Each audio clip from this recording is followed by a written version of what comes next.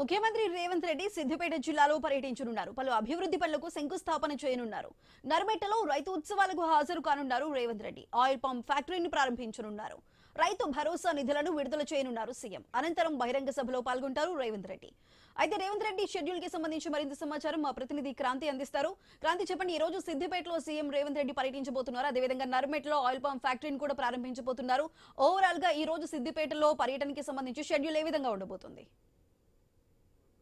3 రోజులుగా మనకి చూసుకున్నట్లేదు సిద్దిపేటలో రైతు మేళా జరుగుతుంది. రైతు మేళాను కూడా నంగనూరు మండలం, సిద్దిపేట జిల్లా నంగనూరు మండలం నర్మెట్ట దగ్గర ఈరోజు పామ్ ఆయిల్ ఫ్యాక్టరీ ఓపెనింగ్ ఉంది. దీని ఓపెనింగ్ సందర్భంగా ఈ రైతు మేళాను కూడా నిర్వహించారు. ఈ రైతు మేళా ముగింపు కార్యక్రమంతో పాటు అక్కడ పామ్ ఆయిల్ ఫ్యాక్టరీ ఓపెనింగ్ తో పాటు ఒక రిఫైనరీకి కూడా భూమి పూజ చేయనున్నారు రేవంత్ రెడ్డి. దాంతో పాటు మరికొన్ని అభివృద్ధి పనులకు అక్కడ ప్రారంభించనున్నారు. కొన్ని భవనాలను వాటిని ప్రారంభించనున్నారు. ఆ తర్వాత ఇక్కడ ప్రయాణంగా మనం చూసుకున్నట్లయితే రైతు బంధు నిధులని ఈ రోజు ఇక్కడి నుంచి రేవంత్ రెడ్డి విడుదల చేసే అవకాశం కూడా ఉంది. ఇక్కడి నుంచి విడుదల చేస్తామని చెప్పి ఇప్పటికే ప్రకటించారు.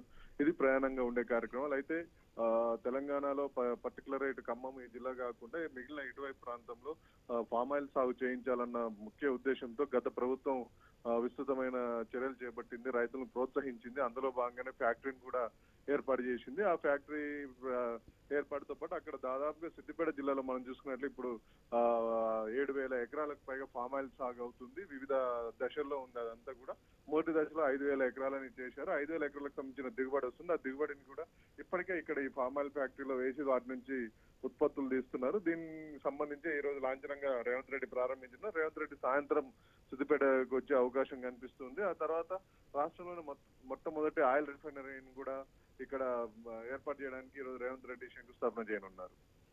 Right Kranti, thank you.